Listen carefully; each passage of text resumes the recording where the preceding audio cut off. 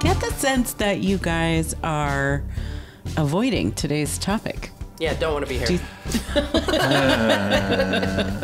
don't have a problem with the topic.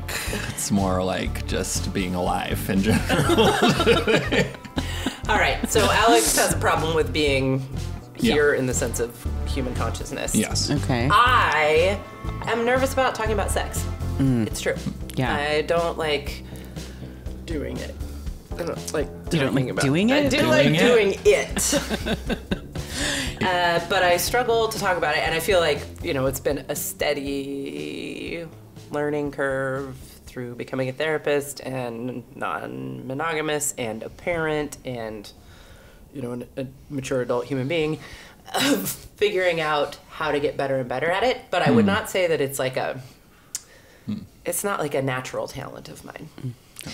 Well, and it's interesting because, like, in a way, that's what we're talking about on this podcast every episode.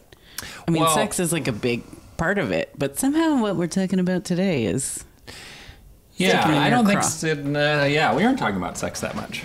I've been waiting to open the episode by going, let's talk about sex, baby. Let's talk about you and me. Let's talk about all the good things and the bad things that may be. Let's talk about sex. Let's talk about... Well, nobody joined in. Anyway, I've been waiting to do that made me. All the good things and bad things that made me is a killer line, though. Yeah, okay. It should be. It should like be. a sex education. That's how it started. I didn't want to interrupt because you said you'd been waiting for almost a year and a half to do that. So your solo There was an end of that. That was a sentence, and the end of that sentence is, but it's never really come up so far on the podcast because we haven't really been talking about sex. But today we are. I would say today we're talking about desire, as opposed to sex.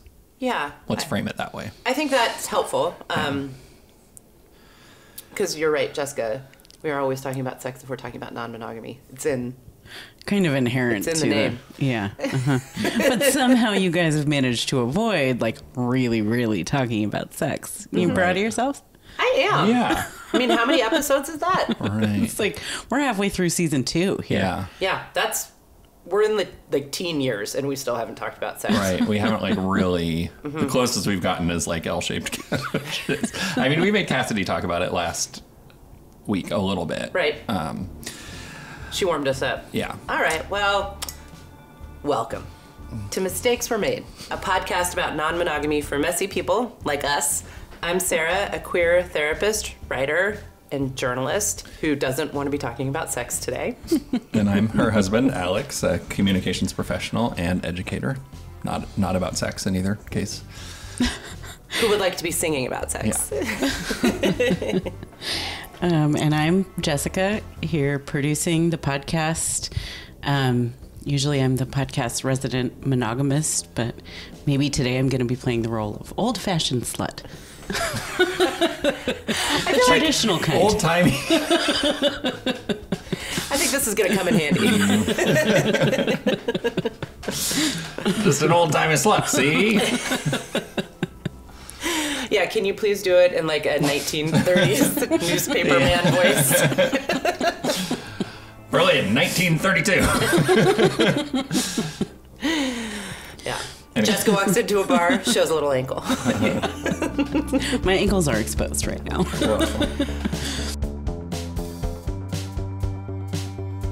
All right, so Alex, before we got started, you were saying that you felt like it's better to frame this as a podcast episode where we're talking about desire, not sex. Mm-hmm. What's the difference? Why did you say that?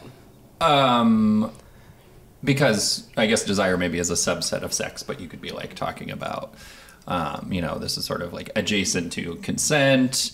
You could be talking about like STI safety. You could be talking about physical pleasure in a more biological kind of way. You could be talking about, I don't know, trauma. I'm sure we're going to be talking about trauma. What makes you think that? But how dare you suggest that I'm going to introduce that concept into sure every podcast we ever do? I'm going to press the giant buzzer when you mention trauma. Yeah, but so this is like a specific subtext of this episode is a subset of sex about desire. Mm-hmm. This and intro. That sounded like scatting. This is going great so far. Do you guys want to just start over or like keep? Okay. I like it. Okay. I like it. Okay. I feel like this is the moon. Okay. So talking about sex, desire through the lens of vulnerability and authenticity, and maybe examining some of the cultural scripts that can get in the way of desire. Yeah, and pleasure. like vulnerability, authenticity. And I think like Alex and I are going to be talking about our experience with some of that over the course of the past 2 years, specifically. Like in heavily veiled terms, I assure you. But yes. What? Okay, why is this so hard? It's like, what do you mean? So hard to talk about. Oh. To talk about sex and to like just get into it. I mean, that's what she said. And not just make jokes or immediately intellectualize it, which are the two things that I really want to do right now. Anyone? Resident old-timey slut? I mean, it's like the most vulnerable thing, right? Like admitting what you want. I mean, it's hard enough to like ask your coworker to do you a favor and, you know, to take on some of your extra work or something like that, right? But like, just to admit like what you really, really want in a realm that's supposed to be secret and shameful. Yeah. Maybe not that it's supposed to be, but it is. That's how we treat it. Or is so taboo. Admit that you don't know what you want, which I think is in some ways a place we'll probably end up today. That we can be so disconnected from desire and pleasure in the realm of sex that we don't even really know what we do and don't want, and that can be something that feels really shameful and embarrassing and like you want to hide it. Mm-hmm. Right. And that means you're frigid, right? Like we'll find ways to shame ourselves no matter where we are on this spectrum. Right. Yeah. Well, and I think like in past episodes you've talked about, Sarah, how like sex is where like adults play. And also it's like you're playing with a lot of what you're playing with is like vulnerability and power. I feel like it is sort of like the most elemental like playground of understanding power interchange. And I think that's kind of like what we're talking about today. And reciprocity. Mm-hmm. You know, I think anytime we're talking about power, we're also talking about the potential to have like reciprocal relationships. And that's really hard and not modeled, and definitely not modeled in the way we see sex portrayed in our culture. Yeah, and I think, I mean, even when I say power, it like brings to mind like force or like assertion, like things that are scary in relationship to sex, but like it can also just mean like I don't know, I'm trying to think of like another word to use that isn't that loaded, but like the sort of like interchange and like you're saying, like reciprocity and like, you know, what one person wants versus what another person wants and how that's given and received. And I don't know, it's like there's a lot there. And there is a bunch of like, there's a bunch of baggage. There is. That comes with it, right? And I guess that gets me thinking about like one of the reasons why I probably feel a little bit vulnerable talking about this as a therapist is because I think more so in this realm for me than in others, I'm like, well, if you're a therapist, you're supposed to have this shit all worked out. And you're supposed to be like really confident and blasé about sex as a way of like offering a counterpoint to, you know, whatever insecurities or experiences of shame your clients have. You know, so I imagine in my mind, there's like the TV sex therapist cliche who's like, why? Why would we talk about sex or our bodies in any way other than how we might talk about going to the grocery store or driving our car? And it's like, wait, because you're fucking naked and it's totally different. And like, nobody feels that way about sex. Fuck you, imaginary cliche therapist in my head. Yeah. Is it like, it's like Dr. Ruth? Or maybe, yeah. there's definitely like that archetype of the like older middle-aged woman who is just kind of like looking at all of us with bemusement. Like, right. Oh, look at all of these people who think that sex is a big deal. And it's like, well, yeah, but we like grew up in a culture that messaged that to us in the most brutal ways possible from the moment we were able to receive messages. So. Yeah. Yeah, and that archetype is so real, and there are people out there who are like that, and I also feel like they represent like 2% of the modeling that I actually got in terms of the way people like behave and talk about well, sex. And 2% is high because you grew up in a crazy hippie household, right? That's true. For me, it was 0.02%. I'm making that up. Yeah, totally. I mean, basically, I'm like this imaginary lady that Sarah just described, and Cassidy on our last episode, I thought was a great example of this. I was just so impressed. I came away from that episode so impressed with how comfortable and open she was talking about sex. Yeah. So we can follow in our friends' footsteps. Yeah, that's good. I like that. Okay, channeling Cassidy. There we go. Where's that box of wine? Right, we need a box of wine. Because you need to be drunk to be able to talk vulnerably about sex. Yes. Is that right, Sarah? Allow me to say that more clearly. Yes. Cool. Well, it's noon on a Monday, so... Okay. So we've managed to have a podcast for this long where we haven't directly talked about desire and the reasons why we're beginning to unpack. It's like, this is where people are vulnerable. This is where they're often hurt. This is where we risk feeling judged or rejected. This is where we don't have a lot of modeling for talking about it. And as a result, we often will end up just defaulting to the cultural message that we like are swimming in and breathing in all the time. And I want to acknowledge here that I suspect in this episode we're going to be talking a lot about scripts and messages that have to do with cis het sexual dynamics and relationships. So I just wanted to say that we're going to be spending some time in the binary and talking about how that has played out, and how we maybe have experienced that. And I have like some thoughts and insights on how these scripts and vulnerabilities show up in queer relationships and queer sex as well. But, seemed like a good moment to mention that that's probably the case. Yeah. Yeah. I think it's a decent place to start, at least for us, because it's more about what our experience is like, but also like because of culture and stuff, that those roles probably inform a lot of the roles that are the things that are playing out when people who don't conform to the gender binary or in queer sex or whatever, like some of those archetypes I'm sure are still showing up regardless. For sure. Yeah, definitely. Yeah. Okay. So I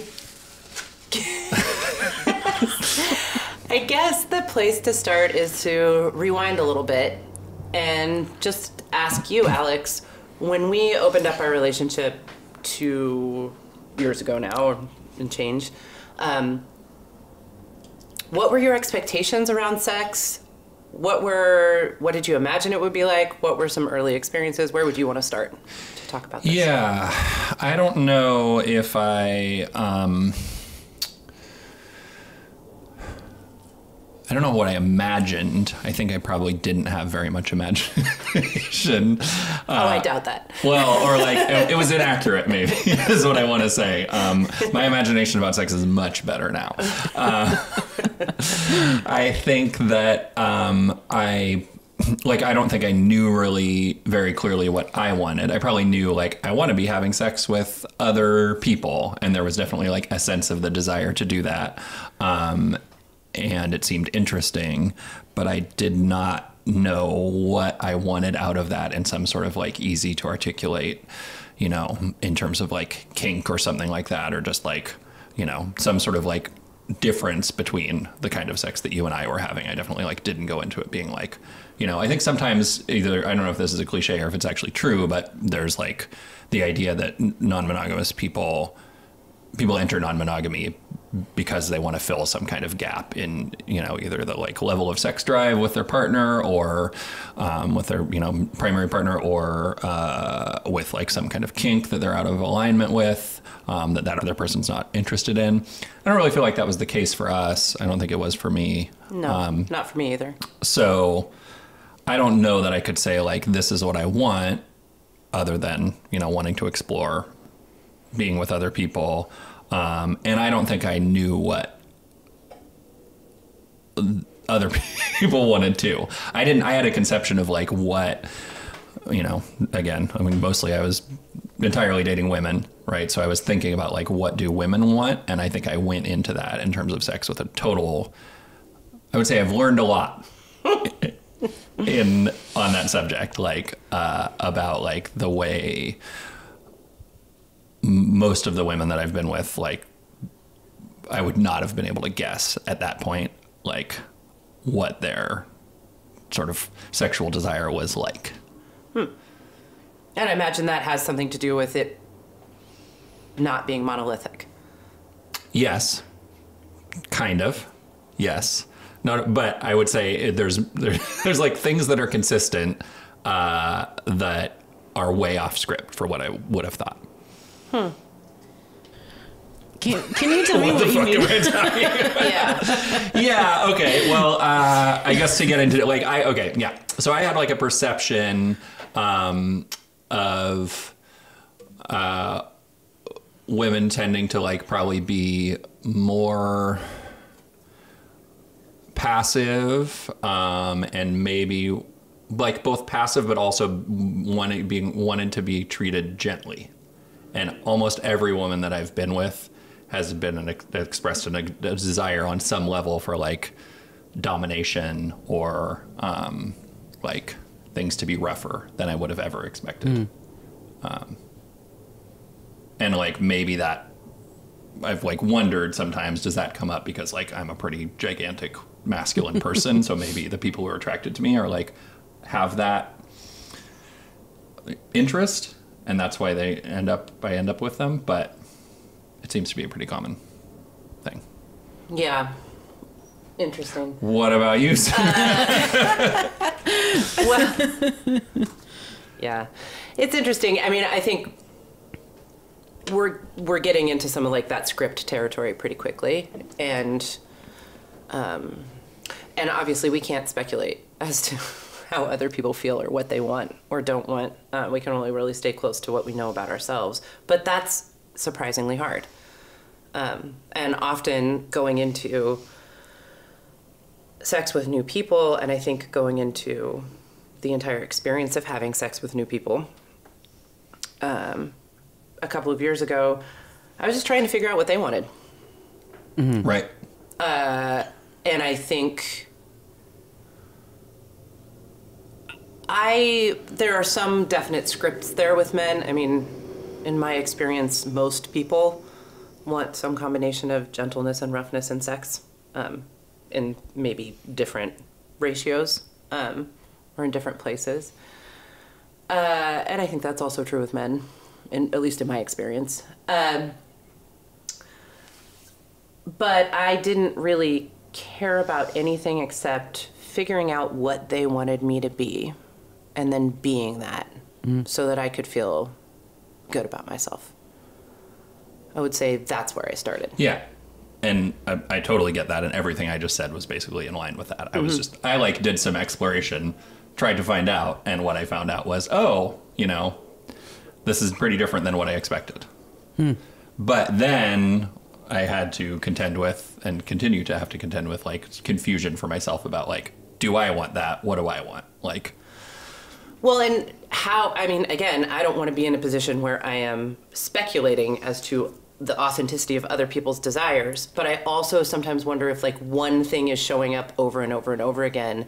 Is that a totally tuned in reflection of a diverse group of people's desires, or is that more of a reflection of what we think people want, or what we think we're supposed to be, or what we've seen? Right. You're saying what I just said might be that? I'm just saying, like, this is where we get into the Hall of Mirrors. Right. Yeah. And it's hard to know, at least for me, where my perception of somebody's desire begins and ends. Yeah. And where mine begins and ends. Yeah. And I think, if I may speak just specifically to that idea of rough sex, one of the things I thought that I was learning quickly in the beginning was that that is what men wanted. Mm-hmm. And so I was like, I'm going to show up excited for that before they even say anything.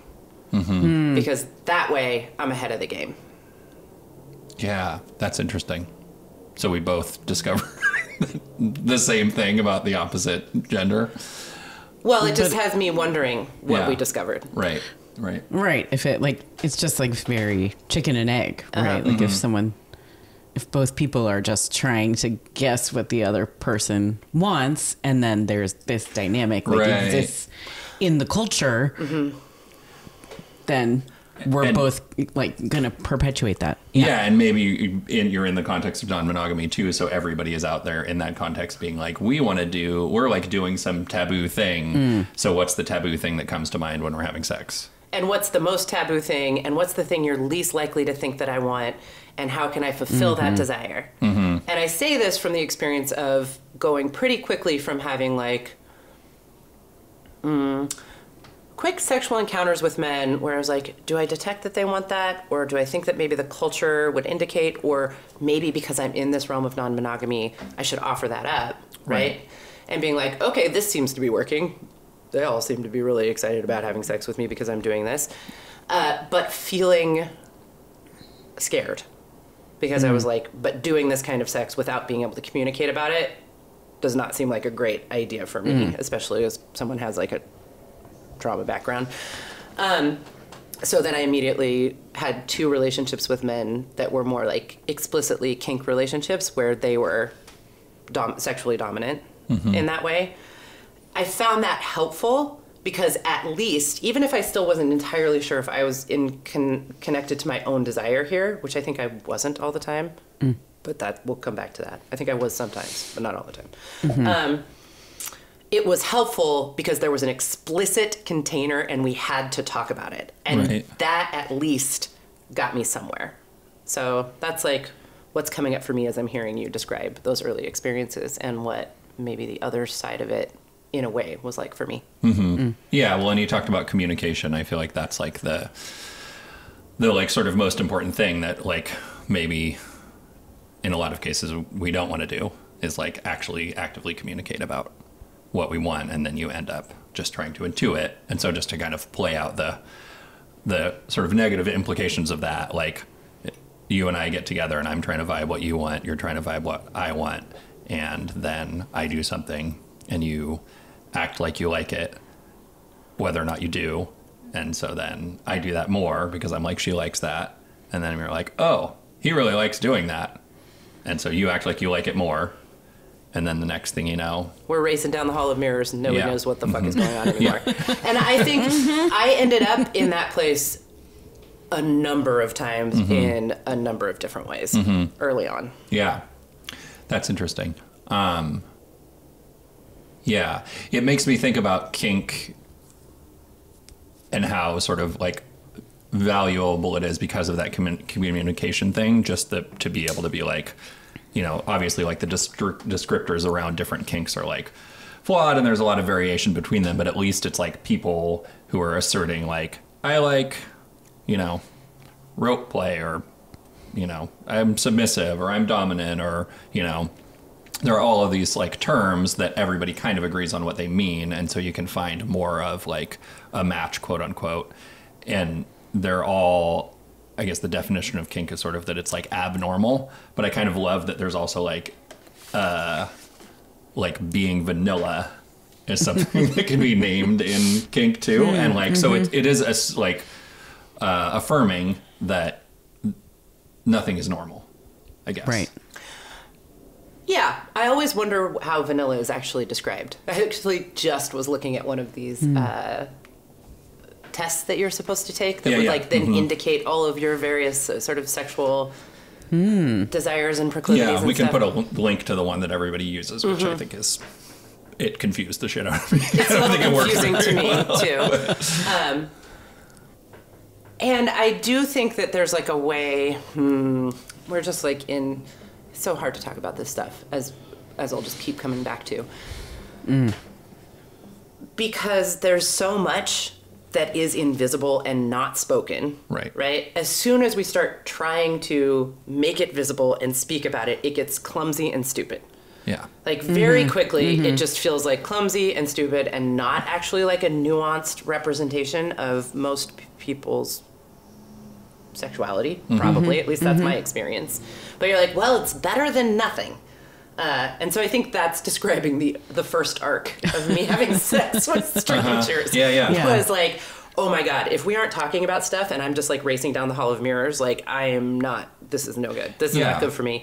Now we're just going to be in some clumsy, stupid territory where it's like a little awkward and not totally representative, but it feels better. You know? Well, and fair to say that you would experience that and be jarred by that, considering that like you and I spent 15 years walking slowly down the hall of mirrors and like kind of like figuring things out, and like the idea of doing all of that again without, and I mean, I don't know if you would agree with this, but like I feel like we developed our sort of like sexual rapport without very much open communication, and like kind of figured it out, or even like formed our interests as we went, kind of in this way that you only could over that long period of time with somebody that you had a lot of other things in common with, that like you cared, you know.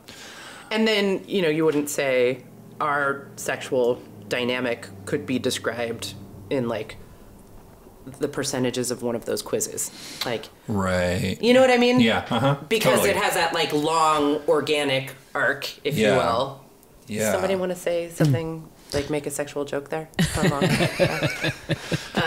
Just assume I've left a lot hanging already in the first 15 minutes. Seriously. Right? So let's just That's what she said. just pull out. Hey, that's the last one you get. Are you sure? Yep. But We'll add them in post. yeah, it's kind of interesting to think about that. That over a long period of time, with lots of time and safety to develop lots of different dynamics, you can. You know, over the like a multi-year relationship, or a relationship where there's just like a lot of safety and time to explore. Yeah. And I do want to give like a quick shout out to the benefits of having sex with other people to improve the sex you have with other people. You know, the cross-pollination. The more people, as I'm sure though this old-timey slut who's doing this today has to, the more people you sleep with, the more like information you get about what you like and what other people might like, and like, you know, the more moves you learn. Because it's all about the moves. It's all about the moves, people. I got a book of moves now. But yeah, you know what I mean? Like, I think like to just like put it bluntly, I thought that our sex life was good before we opened our marriage. That wasn't like the reason that we did. And I still think that it was good, but I think it's gotten better. Yeah, I agree. Since we've like dated other people, partly because of all of the stuff that we've like, it's not like learning moves. That's stupid. I was joking. Not always. But it's like learning things that you... Good moves. But learning things that you like, and like, I'm trying to think of a good... There's a few. A good like metaphor or whatever. You're just like getting more information. Yeah, for sure. Mm-hmm. I think you also get more information about what stays the same. Mm-hmm. Yeah. Uh-huh. Mm-hmm. And that's kind of interesting to me too, and I think like that might be a good entry point into talking about the game that we're going to talk about today, or like why it's come up or why we're talking about it today, is have sex with more people and you do learn what's different and how things can be different, and you gather more information in that department, and you also learn a lot about what seems to keep being the same, or the same things that keep showing up. And that got me pretty curious, I think, pretty quickly, where I'm like, why is this happening every time? Like the Hall of Mirrors that we describe, or like, why does it seem like this same dynamic or same presumed sexual dynamic keeps showing up? I'm like, am I attracting that? like you were just saying? Or is this just what people are defaulting to in this space, or what is going on, right? Yeah. Yeah. Yeah, so I think that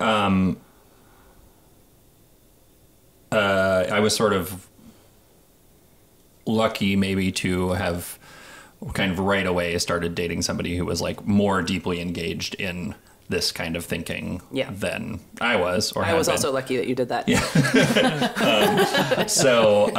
And she just like taught me this game. I don't think it's really a game. It's more like an exercise. But so the way that this exercise goes is the first person would ask the second person. So Sarah would ask me, how would you like to touch my body for your pleasure?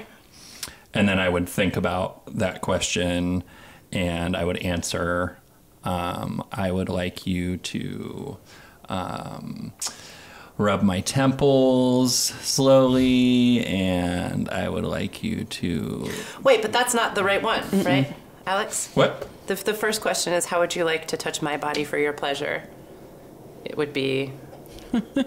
Oh, sorry. You touching Sarah. Yes, sorry. Yeah. You want me to explain it? Sure. Okay. I thought it would be nice to explain it with a back and forth. I like that idea. Yeah. Okay. I see. Mm-hmm. But yes, I did not listen to the question you asked me. So coming back to this theme, it's hard to talk about this stuff. Yeah. Right? Definitely. It is. And no matter how much experience you have with it, it still is. Yeah. Because we don't have a lot of practice, and it feels weird. And it's not the same as talking about going to the grocery store, which we also have to do later. Okay. Yeah. Do you want to go or should I go? Do you want me? I feel like you want me to go. Or do you want? I actually like going to the grocery store, but I know that you don't like it, so I want to make it seem like something that I don't like doing, so that I get credit for having done it.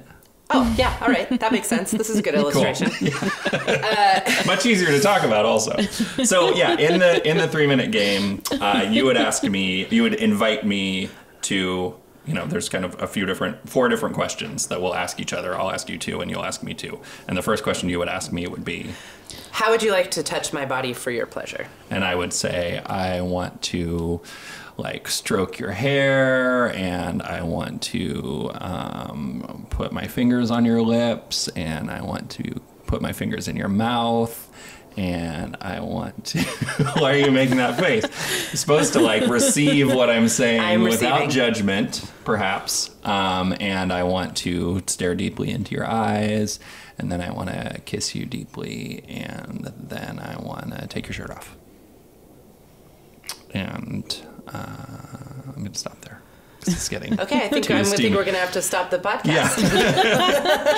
Yeah. Let's take a break. Let's take a break. So bathroom break. Yeah. So I ask you that. I guess this is reversed here, and then you would think about it, and this, I think this part is important. You don't just say, yeah, okay. I'm really supposed to think about what I want to do with you. Right. And that it's, I think, important to also emphasize that, especially the first time you play this game with somebody, is not meant to represent every desire you would ever have or be the ultimate expression of your sexuality. It's just what do you feel like doing in that moment? Right. Mm-hmm. And so since I was looking at your face while I was thinking about that, and trying not to say something that sounded too pervy because of the context, those were the things that came to mind. So then you think about what I said, and what do you think? Well, it's interesting that my first reaction would be to just say, yeah, great, let's do it. Mm-hmm. Which I think I did say, more or less. Yeah. And that's a deep programming that just comes up almost immediately. But now thinking about it more... it makes me, much of that sounds lovely. All of that sounds lovely. And I have a thing about people messing with my hair because I have curly hair, and it's it's complicated to have very curly hair. And so if people do a lot of stuff to my hair, especially stroking it, it's you're pulling the curls down. Which doesn't mean I don't want to ever not have my hair stroked, but it does mean that it's a little more complicated than an easy yes. So I guess if I was thinking about it, I would say, Okay. I like all of those ideas, but I don't want you to touch my hair. Yeah. Okay, cool. Amended. I won't touch your hair. How about if I just skip that part altogether? Okay, sounds good. That is not easy to do, though. No. Okay. And then just to like follow through on what would happen then, we would set a timer for 3 minutes, and I would for 3 minutes do all of the things that I described. And of course, like you don't have to like remember it verbatim perfectly, whatever. You can ask for reminders, but yeah. And so just like, should we continue on?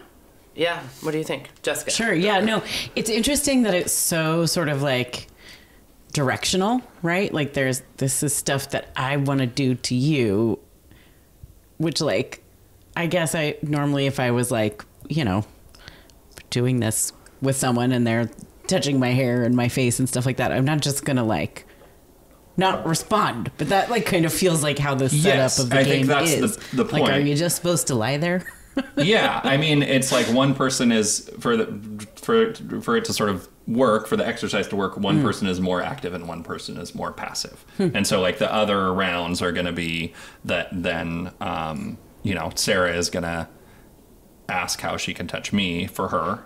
And then I'm going to ask, and then she's going to ask me how I can touch her for her, and then I'm going to ask her to touch me for me. Which makes sense. Right. So the directions are very important because it's like I'm doing in half of the things and she's doing in the other half of the things. But when I'm doing things for her, I'm going to do the things that I want to do to her. Right. And then I'm going to do the things that she wants me to do to her. Right. And those things are different, and it's really important to like discern those two things, because like you're saying, yeah, what you usually do is we're both like doing things at the same time, right? And I guess your response is supposed to confirm, your physical response is supposed to confirm for the other person that you like what they're doing. Right. So pausing for a second. Yes. I think this speaks to the theme that's just coming up again and again. This stuff is hard and it feels really awkward, in part because those different quadrants of desire are not actually ever explicitly made visible, and we don't really talk about them. But I think this is really interesting because if I'm sleeping with a new person, or if I'm getting physical with a new person, the idea that all of these quadrants would just like be mashed together in the drunken dark, and we would just be like, hope everybody's attuned to what's going on and things work out okay, is actually kind of scary. Yeah. It's pretty scary. And the cliches of like good sex, I feel like the feminine cliche of good sex, if I may, is he just knew exactly what to do, exactly what I wanted, right? Right. And the masculine cliche of good sex is like, I just did whatever I wanted to her and she was loving it. Right? Right. Yeah. Or just in general, the cliche that like, we just both knew exactly what to do at exactly the right time, and like no words, just moans. Can I just say, how the fuck is that ever actually going to happen in real life? It's not. No. You all have had sex before. It's not happening like that. It's not happening like that. Yeah. And that's why I think people's first reaction, we're stuck on the first quadrant, and I do think that it is worth working our way through the other ones. Stuff, yeah. But people's first reaction to this, including mine, is maybe a little bit like yours, which is, this seems very awkward and like not a thing that would be fun. Yeah. And like that's what I said the first time that I played it internally, and I think I said it out loud, is like, why does it have to be for one of us or the other one of us? Right. Why can't it be for both of us? Right. That's like what you want it to be, because yeah. I mean, why? Why do you think that you... Well, just because it's like that is such the idea of like what good sex is that you're like both equally getting the same amount of pleasure at the exact same time from every action that's happening. I mean, and I've heard this as like a critique of the way straight people talk about sex versus queer people, that like the idea of taking turns is like seen not as kind of bad in hetero sex, you know, and like, and the goal is that you are like coming simultaneously after like a, you know, activity arc that everybody felt exactly the same about without ever communicating a single word of it. Yeah. Yeah. I mean, that is rape culture. Honestly. Yeah. Yeah. Yeah. So. Yeah.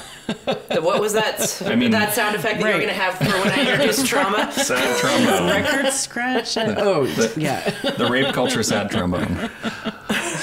Yeah. Well, and what I just described as the masculine thing is like not that far from the other person just isn't there, or they're asleep, or whatever, roofied. And the Totally idea passive. that it would be so awful and so awkward and so unsexy to identify the ways we might be the same or different using language. Right. That like that is just like so awful. That in and of itself also serves rape culture. Right. Yeah. How would you ever find out the things that you could do simultaneously with reciprocal pleasure and joy if you never even identified these different types of giving and receiving pleasure? Yeah. Right. And then found the overlap.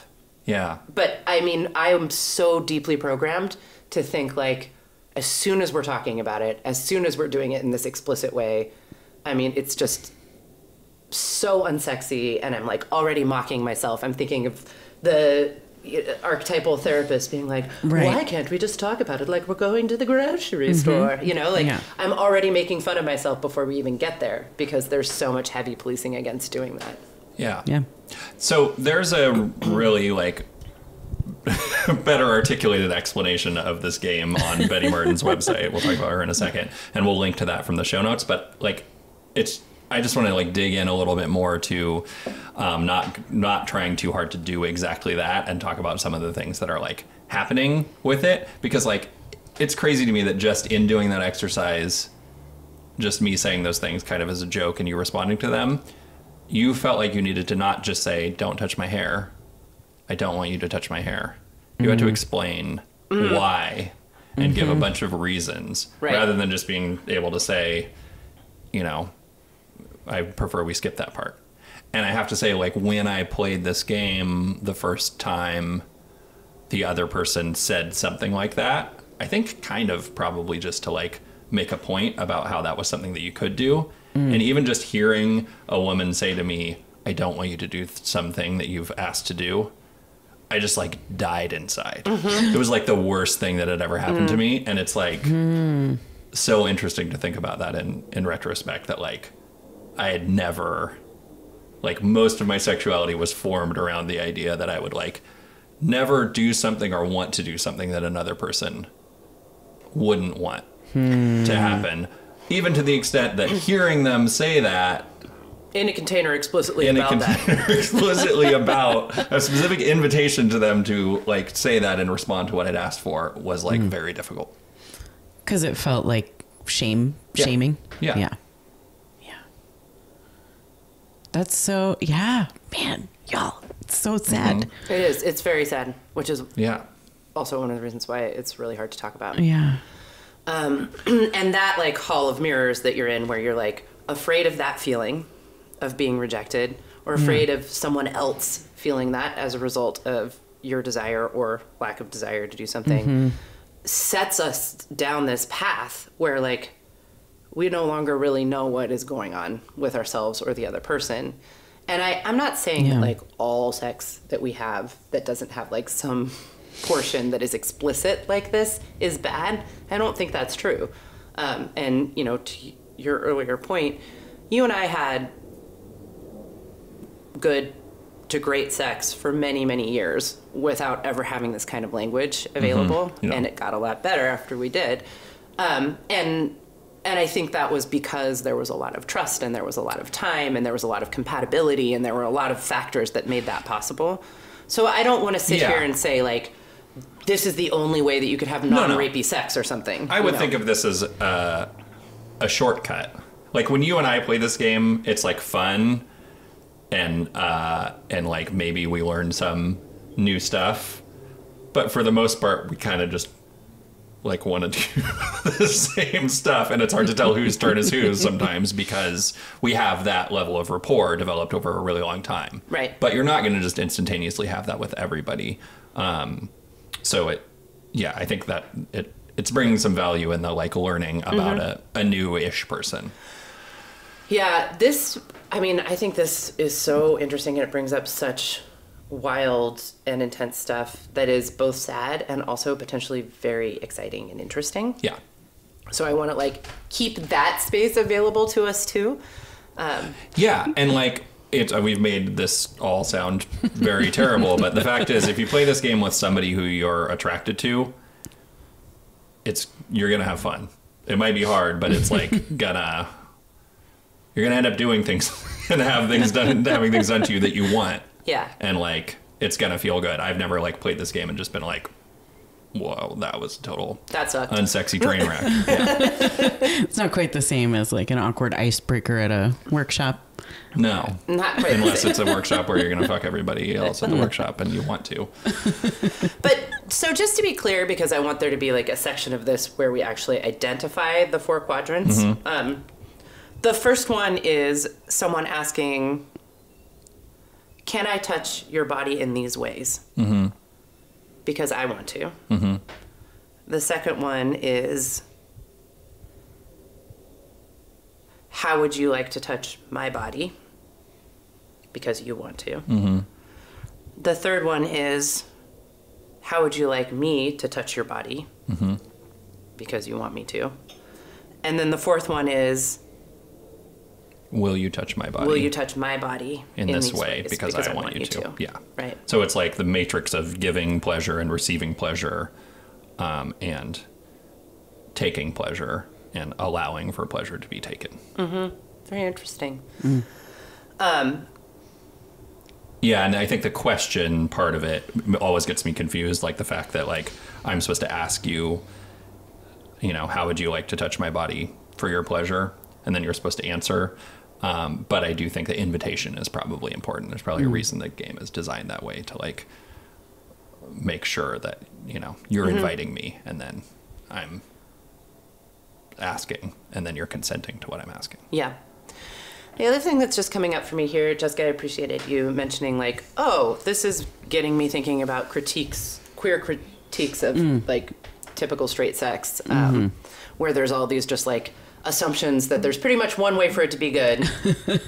And you better just get there through mastery or dumb luck, we don't know. And probably everyone's doing it except for you.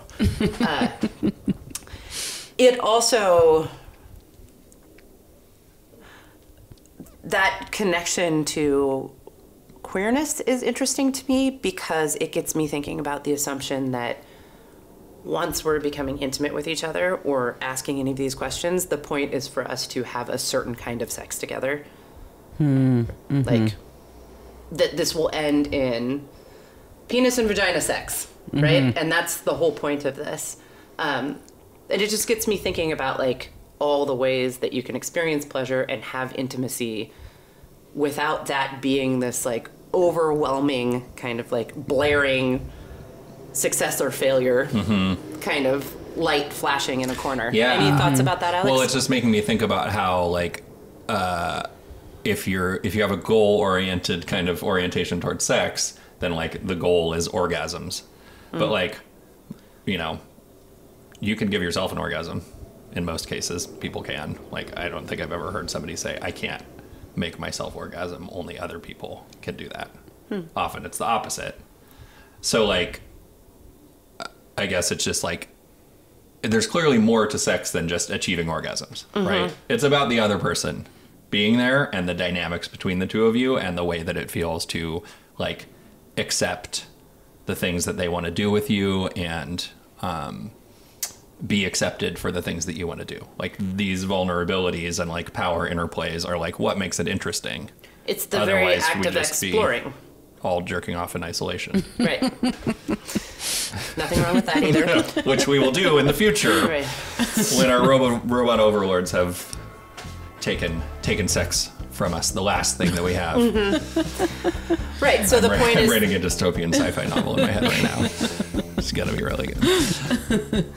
The point is the exploring, and yet we are cutting ourselves off from that pretty systematically in the kind of assumed, unexamined culture of especially a certain kind of sex that we have.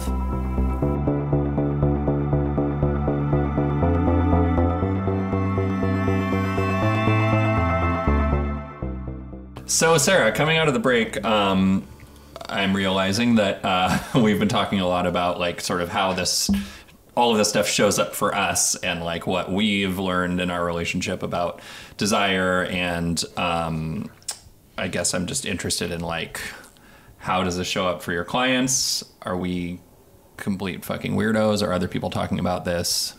What? No. What's going on with everybody else? Oh my God, it's everywhere. And I think like one of the reasons why it's so difficult, and I'm finding like personally emotionally difficult to talk about in the podcast, is because it's so prevalent. And I would say like this feeling, I've heard it described a couple of ways among clients and also friends of mine. And right now I'm speaking primarily about women, women identifying people and people who are assigned female at birth, which is most of my client base, not all of it. But this idea, people will describe something they call like the switch being flipped, that you're having a really good time with somebody, you're like having good conversation, you feel like seen and like you're seeing them and you're getting excited about getting physical with them. And then the switch flips and suddenly it's like they're not there and you're not there. And something is just happening, and it's the thing that has always been happening. I've heard that exact terminology so many times. It's like the thing that has always been happening in the dark with men. You know, like this very, Jessica, I noticed that you were nodding emphatically right now. Very familiar. Yeah. And it sounds like you're not just talking about like things that have been happening with them specifically, but also like some sort of like broader whatever. I don't even know how to... I had a friend here recently who described being on a date where they'd gone out on multiple dates with this person, been really excited about getting physical with them, and then what happened, they were like, I felt like I wasn't me and they weren't them, and we were just doing that thing. That's what they said. That switch flipped and we were just doing that thing. And I think like that speaks to this idea that like we no longer sometimes feel like we are present and connected to ourselves and each other, especially maybe with new partners, when excitement can be high, but also fear of rejection can be high, when there's like a lot of potential for good and scary things to be activated. And because that can be overwhelming, we just default to what we know. And maybe what we know doesn't always feel that great, but it's what we do. Yeah. And maybe, what we know is some of that kind of universal for all time generational trauma. Yeah. And those scripts that are so hard to get away from it. I say this all the time, like these kinds of scripts are easy to absorb and hard to extract. And they're designed that way. And I think they're presented to us that way. And I also want to just like make sure that I'm also talking about the other side of this for women. One is that feeling of just things are now being done to me. And I'm just like, I've described it as I am now being pressed against a hard surface.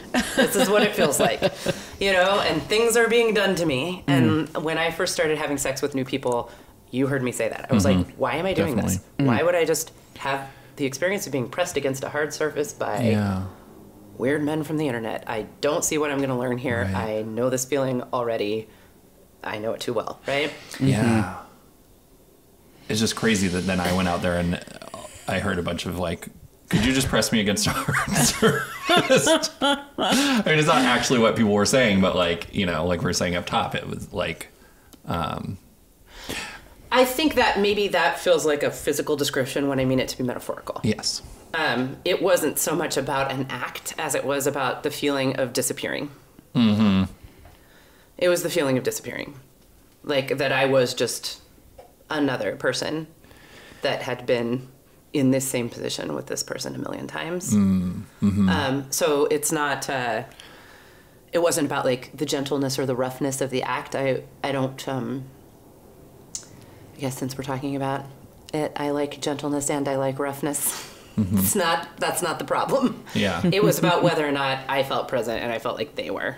And that was, for some reason, the description that explained it to me. But it was the lack of presence, kind of. Yeah, and it's like, I also had the experience of men performing, like, being a man who is good in bed, right? Yeah, like giving you lots of orgasms, that kind of thing. Right, like people who are like, and now I am doing the thing where I am a man who is good in bed, and that also, I didn't feel like I was there. You know, it still was also they not like attuned had a rose to in me. their teeth. Yeah, exactly. Yeah. Like you just feel kind of invisible. Like this is not about who I am uniquely, and you're not expressing a curiosity about that.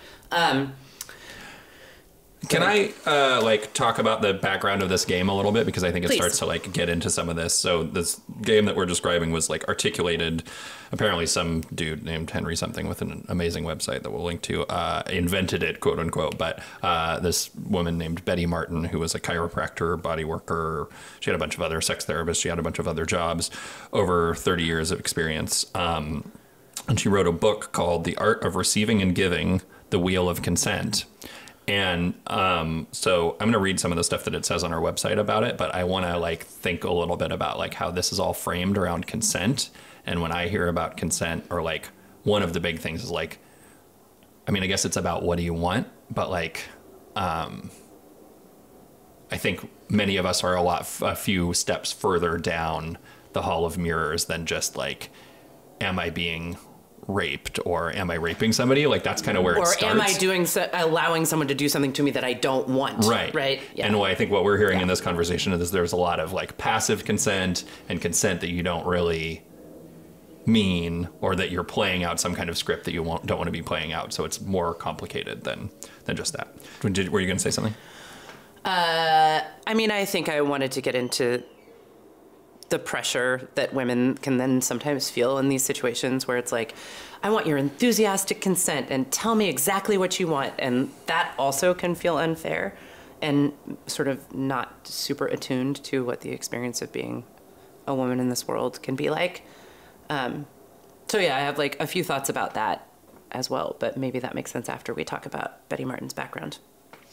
I just want to read this thing which talks about that a little bit. So on our website about this, she says, while much of consent education focuses on noticing what we don't want or prevention of violation, Betty has developed a pleasure-forward approach to teaching consent. By first accessing and awakening, sometimes reawakening, our body's relationships to pleasure and what we want, we can practice noticing and verbalizing what we don't want.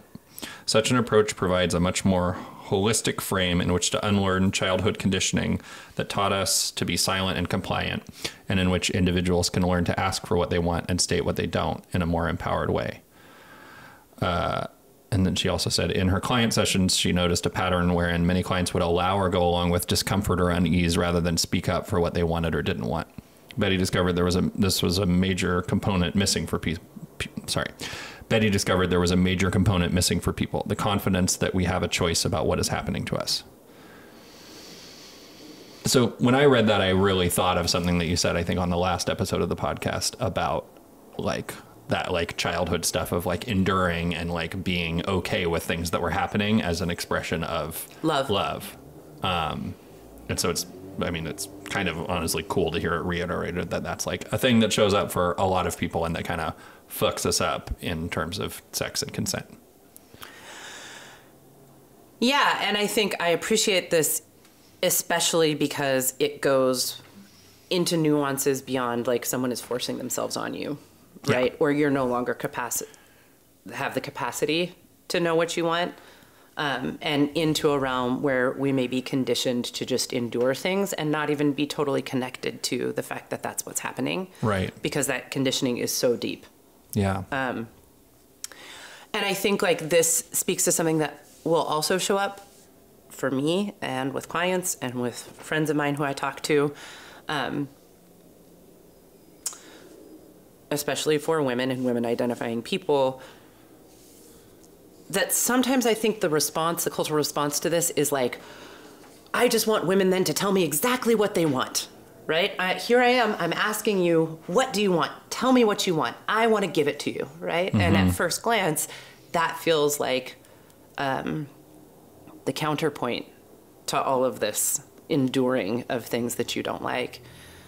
But I think what people don't really always consider is if you've spent a lifetime being told and conditioned that you don't actually have real desire beyond the desire to be desired, that you have like been living in a hall of mirrors related to that as like part of the cultural condition of your very gender, that then to suddenly be like, well, why can't you tell me what you want? If you were a sexy, confident woman, you'd be able to tell me exactly what you want, and then I could give it to you. It's like, fuck you. Like, I have been basically told my entire life that my very value, my existential value, is tied to whether or not you find me attractive, you think I'm sexy and desirable, right? So the risk that I'm taking here is not just one of rejection, it's one of like fucking oblivion. That's a huge ask from you. And it's bigger than a hurt ego, you know?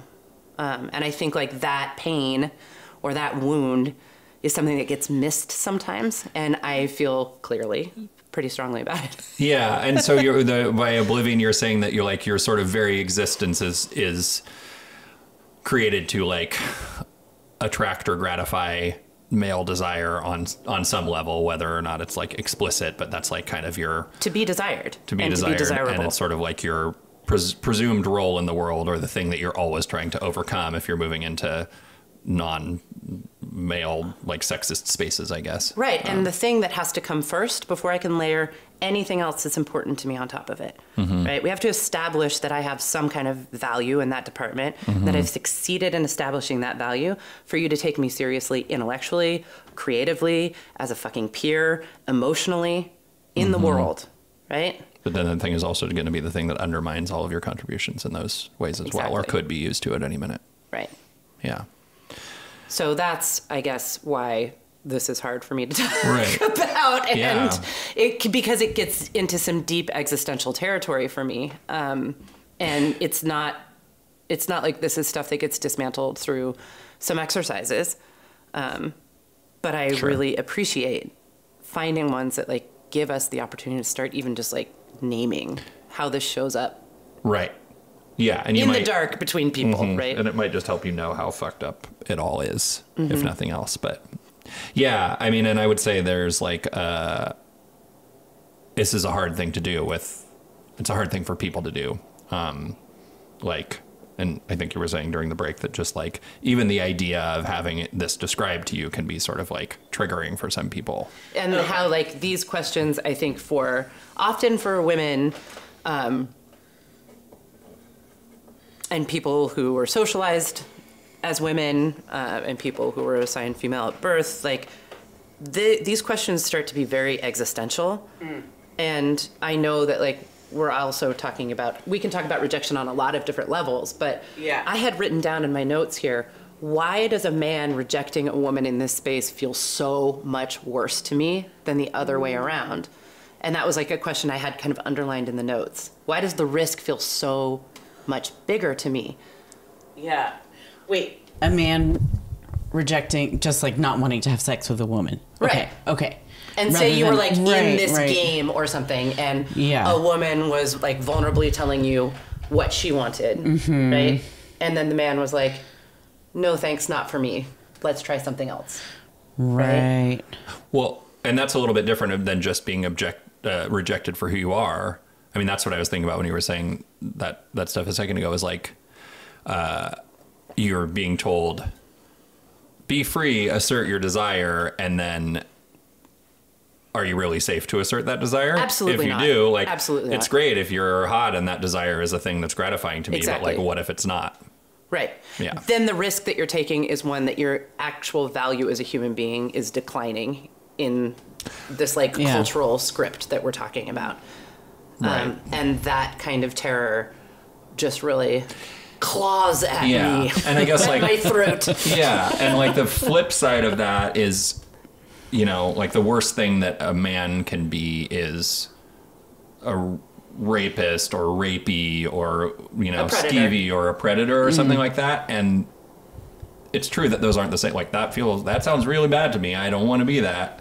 But it's not the same thing as what you're describing of just like kind of ceasing to exist or like not getting to be a person. You don't count anymore. Like the price, the cost for even beginning to count is that a man finds me desirable and that I have succeeded in understanding how to get him to desire me. And once I've done that and I've like met that level of the agreement, the cultural agreement, then I can maybe start layering some other stuff on there. And I say this like I'm speaking in really crude, really blunt, really cruel terms because I'm trying to get at what feels so hard about this to me and why I have been angry at moments with my partners when they've been like, just tell me what you want. I just want to know what you want. And I'm like, it's not that simple. Yeah, and I mean, I think that's why the like House of Mirrors, Hall of Mirrors, House of Cards, snake eating its tail. It's like so confusing when you put it that way or talk about that like fear of your desire being rejected, because it's like inherently your desire as an AFAB person is like defined by male sexuality, kind of, you know, or it like has been. You've been told that your whole life. So like you're supposed to want things that men think are sexy.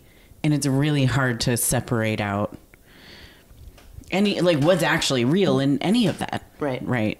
What if, I mean, who knows what if it is actually coming from the actual man that's there?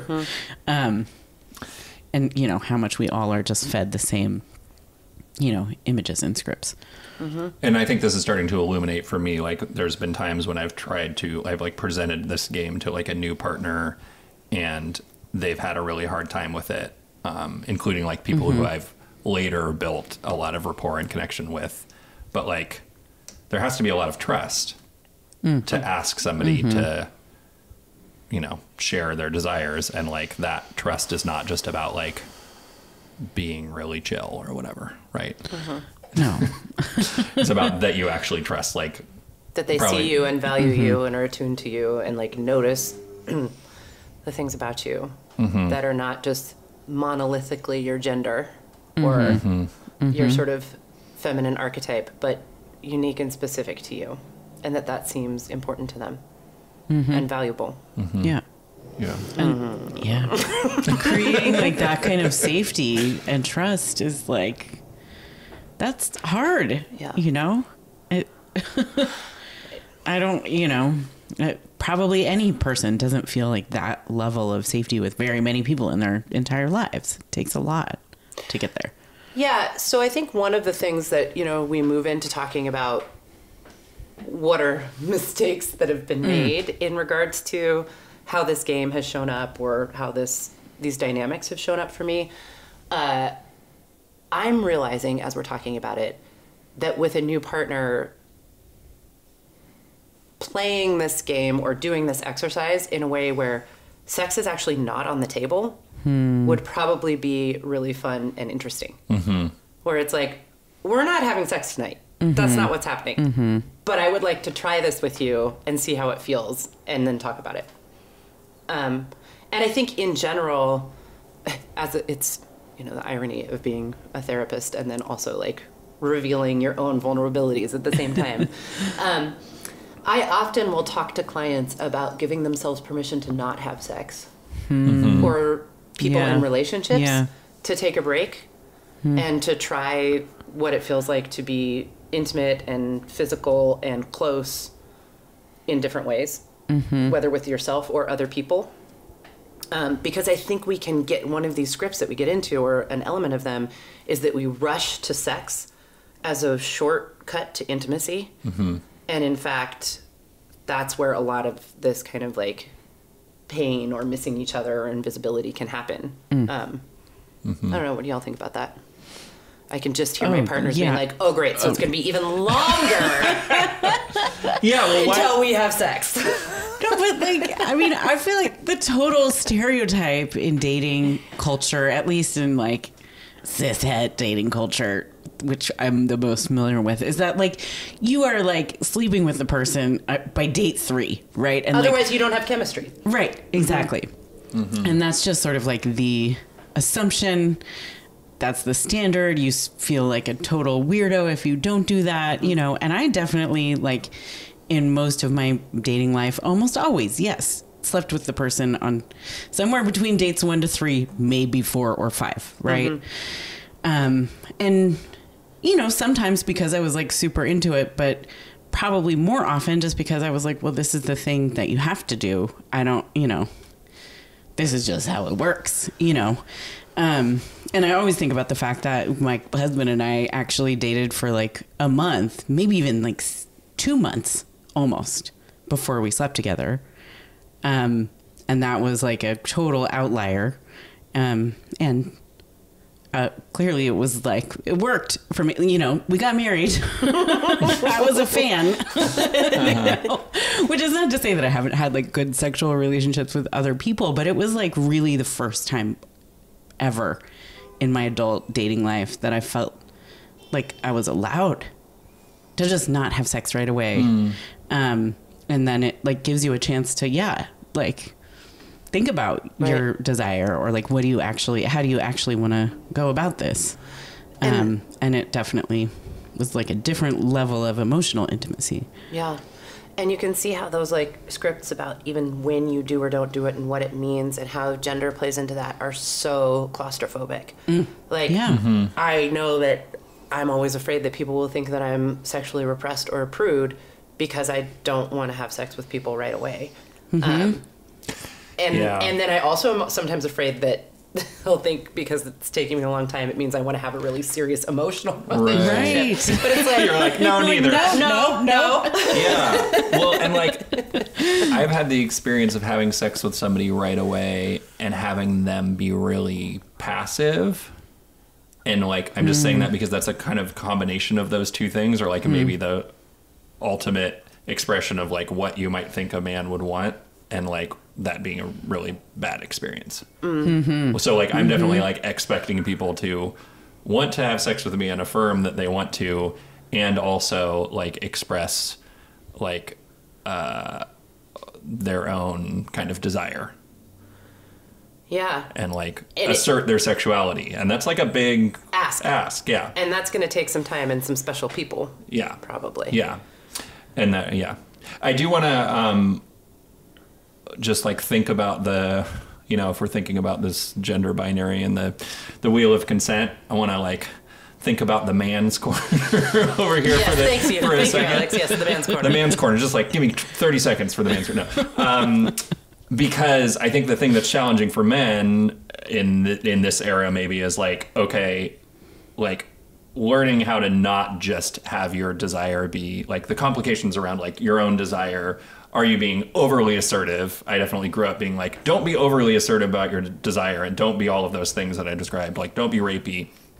But also, you need to like understand what your desire is and own it, in part because most of your partners are going to want to see that. You're asking them to do that, and they're going to expect you to do that as well. Not to mention that like if you're with women, they've been sort of conditioned to see their value reflected in your desire for them. Right. So like you can't just leave that on the table. Right. But then also getting comfortable like allowing women to take pleasure from you, which is like that other dimension of the wheel. It's like one of the kind of like 4 things that you would do. And that's not a space that I don't think men really have a lot of like a lot of examples of, or like ever really get told to do in a way that isn't just like, it's all about what you want actually, you know? So like, I guess I'm just like saying that as a point of contemplation or whatever. Like, how do you feel as a man about a woman like desiring you and like wanting to get pleasure from you in a way that isn't just like for you, but in fact for them? Yeah, there's a lot of pressure in all directions. And it makes me think it's like, I feel like sometimes I'm a broken record. Like, I think it's just about curiosity. Like, you just need to ask people questions. I have this joke that I have on my dating profile. I love it when you ask me questions, and it's very rare that someone does when they reach out to me. And I'm often on dates with people, and I'll be like, because I'm a therapist and a journalist by trade, I ask so many questions. I love it when people ask questions of me. And again, it's like hard to get that back in turn. And I think that there's like some kind of curiosity gap to be explored there. And also whether or not I'm actually making myself vulnerable to have people ask me questions, or if I'm still like kind of controlling it by always just being the question asker. Yeah. Which I think aligns with some of this desire and desirability stuff. Like the reason that being with a therapist and talking about your feelings with a therapist is easier, or being with a sex worker and expressing your desire with a sex worker is easier, is because it's one-sided. Yeah. And you've cut off a whole half of that wheel, and you're just like, okay, that person is a non-entity in terms of their own desires, and I just get to do to them what I want and ask them to do to me what I want, and there's nothing about what they want. And like, I'm not even saying there's anything wrong with that. No, like, I think that could be really good for connecting you to what you actually want and who you are in a space where you don't have to worry about that. Go do that work and then go fuck with some other person and try to make it all line up. Like,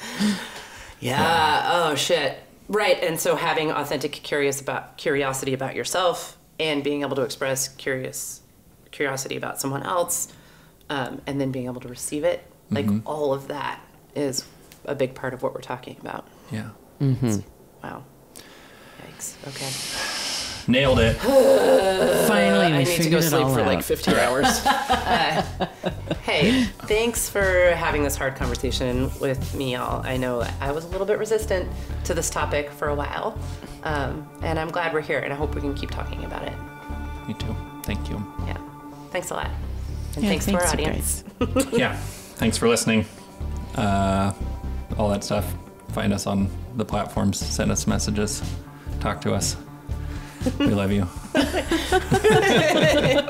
We love you, and I think it would be really interesting to keep this theme going about sex and vulnerability and how it shows up in non-monogamy and how it shows up in other spaces. So if people have ideas about other exercises along these lines or other frameworks, I would love to hear them. Yeah. We're here to receive what you have, but do it for you, not because you feel like we want you to. Whatever gives you pleasure. Exactly. Just make sure it's also pleasurable to me. Yeah. Thanks, everybody. Bye. See you next time. Bye. Bye.